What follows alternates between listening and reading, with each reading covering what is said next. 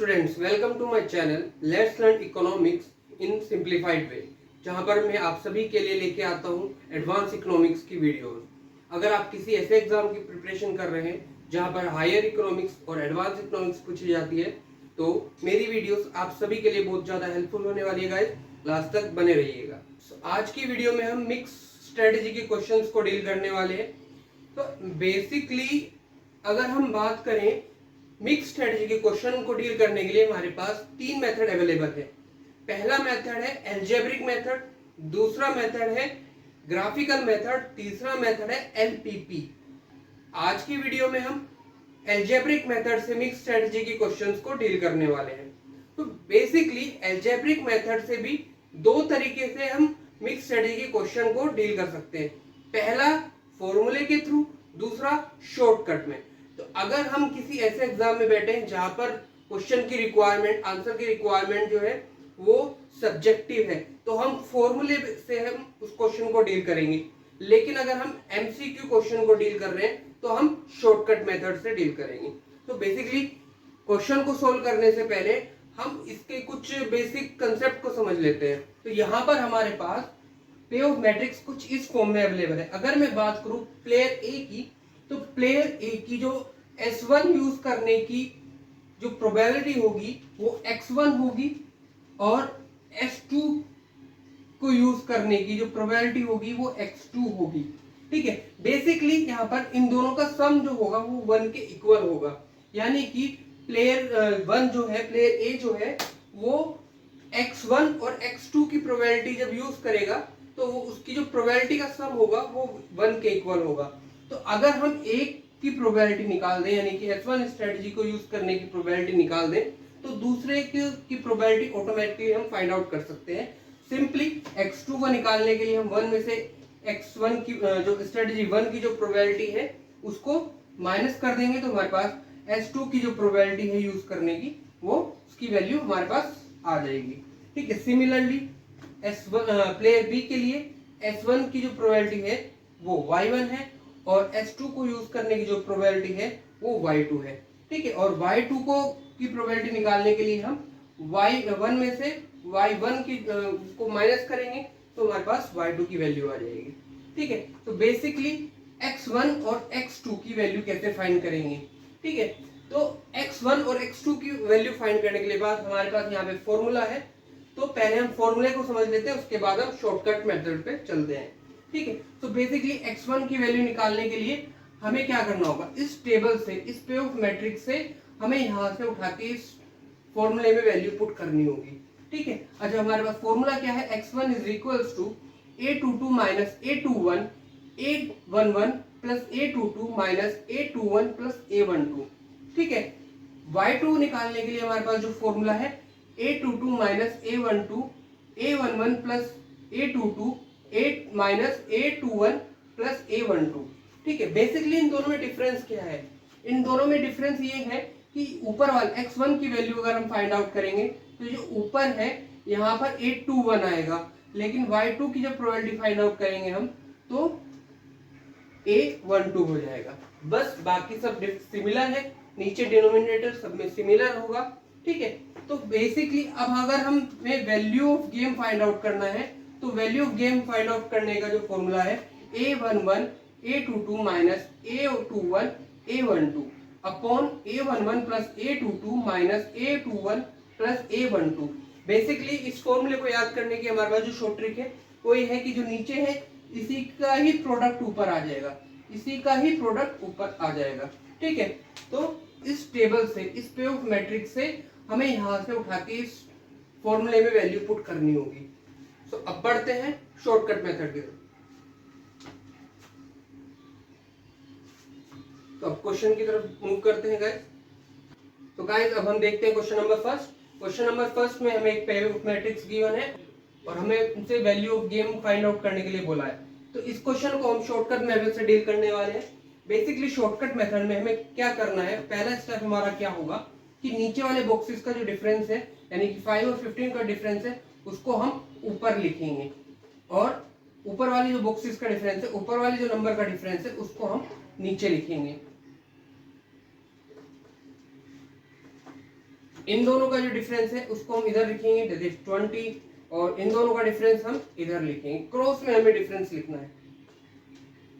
Basically हमें एक चीज का और ध्यान रखना है यहाँ पे, ये जो हम डिफरेंस लिखेंगे यहाँ पर अगर नेगेटिव वैल्यू भी आ रही है तो नेगेटिव साइंस को हम अवॉइड करेंगे, हमें हमेशा पॉजिटिव वैल्यू यहाँ पे लिखनी है।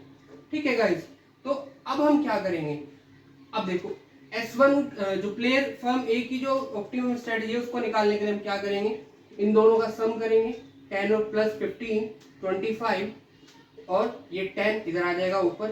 ठीक है, इन दोनों का सम करेंगे, ये x1 की वैल्यू है, x2 की वैल्यू, इन दोनों का सम करेंगे 25 और 15। ठीक है, सिमिलरली y1 और y2 हम निकालेंगे, इन दोनों का सम 25, ये वैल्यू इधर, इन दोनों का सम 25, ये वैल्यू इधर। ठीक है, बेसिकली हम इसको और शॉर्ट कर सकते हैं, ये हो जाएगा 2/5, ये हो जाएगा हमारा 3/5, ये हो जाएगा हमारा 1/5, ये हो जाएगा हमारा 4/5। ये हमारी ऑप्टिमम स्ट्रेटजी आ गई गाइस। ठीक है, अब वैल्यू ऑफ गेम हम फाइंड आउट करेंगे, इसको हम इससे मल्टीप्लाई करेंगे, इसको हम इससे मल्टीप्लाई करेंगे। ठीक है, तो 2/5 इंटू 10 20/5 प्लस 3/5 इंटू 15 45/5, ये हो गया हमारा 65/5, दैट इज 13। ये हमारी वैल्यू ऑफ गेम आ गई। ठीक है, अब आप बोलेंगे कि हमें इसी से ही क्या मल्टीप्लाई करना जरूरी है, नहीं, हम इसको इससे भी मल्टीप्लाई कर सकते हैं, इसको इससे मल्टीप्लाई कर सकते हैं, तभी हमारी वैल्यू ऑफ गेम सेम आएगी, या फिर हम इसको इससे और इसको इससे मल्टीप्लाई कर सकते हैं, तब भी हमारी वैल्यू ऑफ गेम सेम आएगी, या इसको इससे या इसको इससे भी अगर हम मल्टीप्लाई करेंगे तो भी हमारी वैल्यू सेम आएगी। ठीक है, तो अब बढ़ते हैं नेक्स्ट क्वेश्चन की ओर।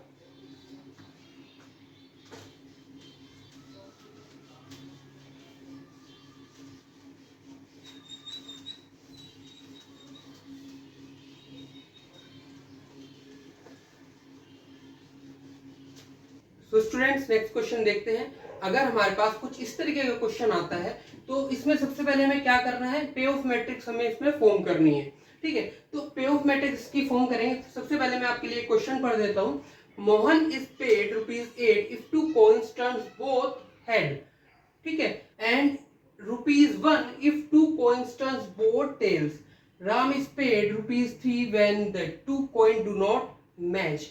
यानी कि क्वेश्चन क्या क्या बोल रहा है हमें कि मोहन पे करेगा अगर दोनों कॉइन में, दो कॉइन बेसिकली यहाँ पे टॉस किए जा रहे हैं, अगर दोनों कॉइन में हेड आता है तो मोहन पे करेगा राम को ₹8, लेकिन और अगर टेल्स आ जाता है दोनों कॉइन्स में तो मोहन पे करेगा राम को ₹1। ठीक है, लेकिन अगर दोनों कॉइन्स में अपोजिट आते हैं, यानी कि दोनों कॉइन मैच नहीं होते, ठीक है, यानी कि एक में हेड है एक में टेल है, या पहले वाले में टेल है दूसरे वाले में हेड है, तो राम पे करेगा मोहन को ₹3। ठीक है, तो बेसिकली इसकी हम पे ऑफ मैट्रिक्स बनाएंगे। पे ऑफ मैट्रिक्स बनाते समय स्टूडेंट्स हमें एक चीज का ध्यान रखना है कि हम इस साइड में जिस भी प्लेयर का नाम लिखेंगे, प्लेयर ए या प्लेयर बी, या सपोज यहाँ पर मोहन में ले लेता हूं, तो हम जो भी प्रॉफिट एंड लॉस की बात करेंगे वो मोहन के कॉन्टेक्स्ट में बात करेंगे।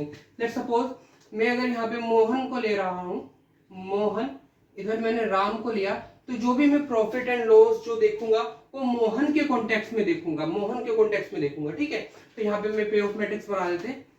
बेसिकली 2 कॉइन्स है, हेड टेल, हेड टेल। ठीक है, तो अब मोहन क्वेश्चन क्या बोल रहा है हमें कि Mohan is paid ₹8 if 2 coins turns both head, यानी कि मोहन राम को ₹8 देगा अगर दोनों कॉइन में हेड आ जाता है। तो यहाँ पे भी हेड है यहाँ पे भी हेड है, तो -8, यानी कि मोहन का लॉस हो रहा है और राम का प्रॉफिट हो रहा है। बेसिकली हमने माइनस क्यों लिया, क्योंकि मोहन से पैसा जा रहा है, ठीक है। तो मोहन के कॉन्टेक्स्ट में हम देख रहे हैं तो यहाँ पर मोहन का लॉस हो रहा है, इसलिए हमने यहाँ पे -8 लिया है, ठीक है। अब क्वेश्चन क्या बोल रहा है कि ₹1 if 2 coins turn both tails, ठीक है। यानी कि अगर दोनों कॉइन्स में टेल आ जाता है तो मोहन पे करेगा राम को ₹1, ठीक है। तो यानी कि मोहन का लॉस हो रहा है ₹1 से और राम का प्रॉफिट हो रहा है ₹1 से, ठीक है। आगे बढ़ते हैं। Ram is paid ₹3 when 2 coins do not match, ठीक है। यानी कि मोहन को रिसीव हो रहा है पैसा, ठीक है। बेसिकली अगर दोनों कॉइन मैच नहीं करते हैं, ठीक है, तो राम पे करेगा मोहन को तो मोहन का प्रॉफिट होगा। तो मोहन का अगर प्रॉफिट होगा तो यहाँ पे +3 वैल्यू आएगी और यहाँ पे +3 वैल्यू आएगी, क्योंकि यहाँ पे क्या है, एक कॉइन में हेड है और एक कॉइन में टेल है, इधर टेल है और एक कॉइन में हेड है, ठीक है। तो बेसिकली ये हमारी पे ऑफ मैट्रिक्स बन के तैयार हुई। आगे फिर नेक्स्ट वही सेम प्रोसीजर है, ठीक है। सबसे पहले हम सैडल पॉइंट चेक करेंगे। अगर सैडल पॉइंट नहीं बनता तो यानी कि ये मिक्स स्ट्रेटजी का क्वेश्चन है। अगर सैडल पॉइंट बन जाता है, ठीक है, तो यानी कि हमारा क्वेश्चन वो वहीं पे खत्म हो जाता है, हमें आगे करने की जरूरत ही नहीं है, ठीक है। तो बेसिकली यहाँ पे हम चेक करेंगे तो सैडल पॉइंट नहीं बनेगा, ठीक है। इसलिए हम इसको शॉर्टकट मेथड से सोल्व करने वाले मिक्स स्ट्रेटजी के लिए। तो शॉर्टकट मेथड में मैंने आपको क्या बताया था लास्ट क्वेश्चन में कि हम बेसिकली इन दोनों का डिफरेंस लेंगे। 3 और -3 का डिफरेंस कितना आएगा गाइस? 4, ठीक है। हमें हमेशा पॉजिटिव वैल्यू लेनी है तो 4 हम यहाँ पर लिखेंगे, क्रॉस में हमें लिखना है, ठीक है। तो -8 और 3 का डिफरेंस हम लेंगे तो कितना होगा? 11। भाई -8 और -3 का जो डिफरेंस होगा वो 11 ही तो होगा। मैंने आपको बोला था पॉजिटिव वैल्यू लेनी है, नेगेटिव साइन को हमें यहाँ पर अवॉइड करना है, ठीक है। तो बेसिकली अब इन दोनों का डिफरेंस लेंगे, 3 और -1 का डिफरेंस 4, -8 और 3 का डिफरेंस 11, ठीक है। अब हमारे पास ये डिफरेंस वैल्यू आ गई। अब यहाँ पर हम ऑप्टिमम स्ट्रेटजी बनाएंगे, ऑप्टिमम स्ट्रेटजी निकालेंगे मोहन के लिए। तो मोहन की ऑप्टिमम स्ट्रेटजी कितनी होगी? ऑप्टिमम स्ट्रेटजी ऑफ मोहन, ठीक है, कितनी होगी देखते हैं। यहाँ पे इन दोनों का प्लस करेंगे, x1 की वैल्यू निकालने के लिए क्या करेंगे, यहाँ पे इन दोनों का प्लस करेंगे, 4 + 11 15 और ये 4 ऊपर, 4 + 11 15 और ये 11 ऊपर, ये x2 है, ठीक है। तो यानी कि मोहन की जो ऑप्टिमम स्ट्रेटजी होगी वो कितनी होगी? 4/15 11/15। ये देखो शॉर्ट तो नहीं हो रहे ना, और ज्यादा शॉर्ट नहीं होंगे, ठीक है। अब ऑप्टिमम स्ट्रेटजी निकालेंगे हम किसके लिए? ऑप्टिमम स्ट्रेटजी ऑफ राम की ऑप्टिमम स्ट्रेटजी निकालेंगे। राम की ऑप्टिमम स्ट्रेटजी निकालने के लिए हमें क्या करना होगा? सेम प्रोसीजर है, हम इन दोनों का सम लेंगे, 11 + 4 15 और ऊपर 4 और 11 और 4 15 ऊपर 11। ये हमारी राम और मोहन की ऑप्टिमम स्ट्रेटजी है। सो गाइस यहाँ पे हमें अब निकालनी है वैल्यू ऑफ गेम। तो वैल्यू ऑफ गेम निकालने के लिए मैंने क्या बताया था आपको? बेसिकली इसको इससे मल्टीप्लाई कीजिए, इसको इसके मल्टीप्लाई कीजिए और इन दोनों का सम कर दीजिए तो हमारी वैल्यू ऑफ गेम आ जाएगी। तो वैल्यू ऑफ गेम निकालने के लिए क्या होगा? यानी कि 4/15 × 3 दैट इज 12/15 और 11/15 × -1 दैट इज -11/15, ठीक है। अब इन दोनों को सोल्व करेंगे तो क्या आएगा आंसर हमारा? 15 12 - 11 दैट इज 1/15। ये हमारी क्या हो गई गाइस? वैल्यू ऑफ गेम, ठीक है। तो गाइस अगर आपको मेरी वीडियो पसंद आई है तो प्लीज लाइक एंड सब्सक्राइब, और अगर आपको किसी भी टॉपिक पे वीडियो चाहिए जरूर लिखिएगा। सो प्लीज कमेंट में जरूर लिखिएगा।